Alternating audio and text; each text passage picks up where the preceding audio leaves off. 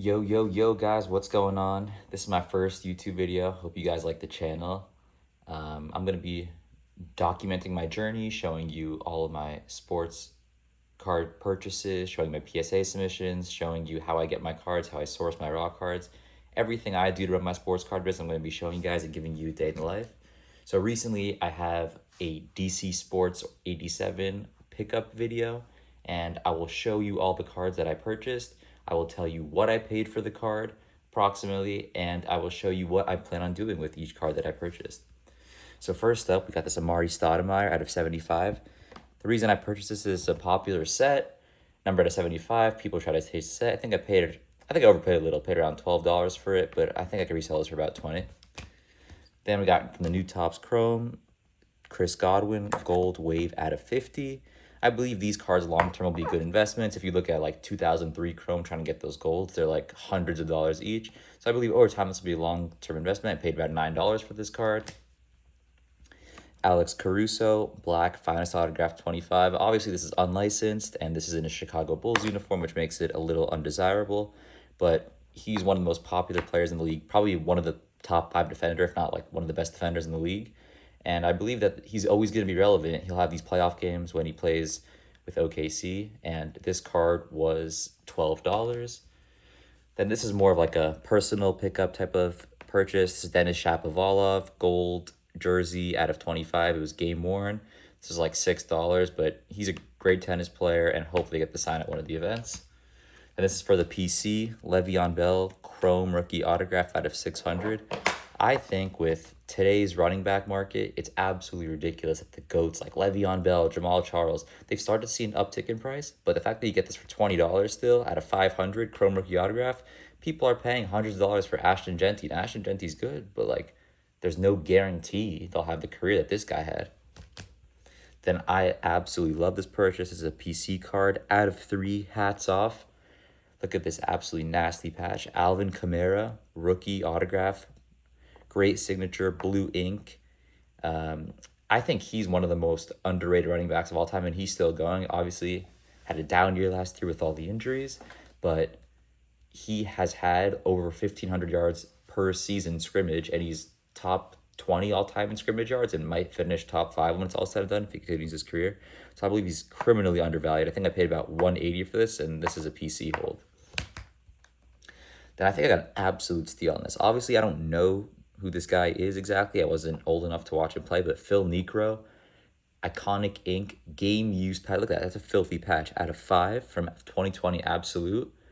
I think for $35 I got this. I think it's an absolute steal. I could get easily $100 for this, and I think a Brewers or Atlanta fan would absolutely love this, and just an absolute steal whenever you come across rare cards of Hall of Famers who are old and no longer going to have any cards. You take an opportunity to get them.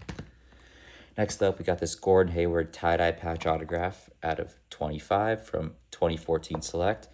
He was a top 15 player in the league when he was on Utah, and this was about $25, which I might have overpaid a little bit, but I think to get a game-worn patch of a guy in his uniform where he was best known, like, you can't turn that down.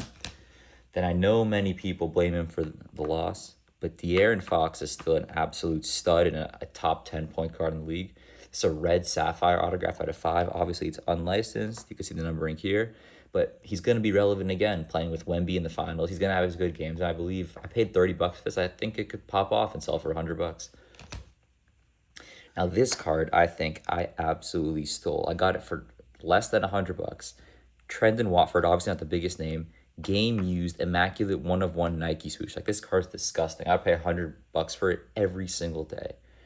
Obviously, Trendon Watford is a role player in the league, but to get this game used type of stuff, Panini's no longer making cards anymore. Immaculate. Any Nets fan, LSU fan, Trendon Watford fan would love to have this card. I think I'd get a few $100 for it, and I only paid $100.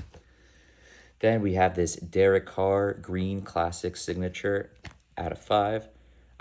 1 of 5. I put a snipe on this. I wasn't expecting to win it, but Derek Carr was one of the best quarterbacks of our generation, probably top 10 in the last, maybe top 20 in the last 20 years.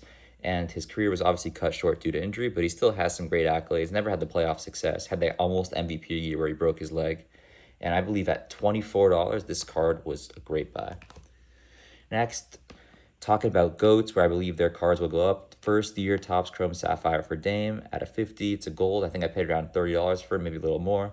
But obviously you don't want him in the Milwaukee uniform because he had most of his career contributions with Portland. But I believe anytime you get a guaranteed surefire Hall of Famer gold Sapphire at a 50 for sub $50, you should take that. Now, I don't know if this is actually used in the combine, but this is a Ron Holland at a 99 draft combine. He was drafted in the top 10. I still believe he's got potential. I don't know why he didn't play in the playoffs when the Pistons couldn't score the ball at all. But this looks to have the D from Holland or something, or maybe D from the draft. And for $15, I think I could easily sell this for $30. Next, Darius Garland, red finest out of 10. Of course, first year licensed finest. Topps has taken over. I believe these cards will see an uptick. With LeBron selling for like thousands and thousands, I believe like Darius Garland, I got this for what, $15? I think I could sell it for 30, 40.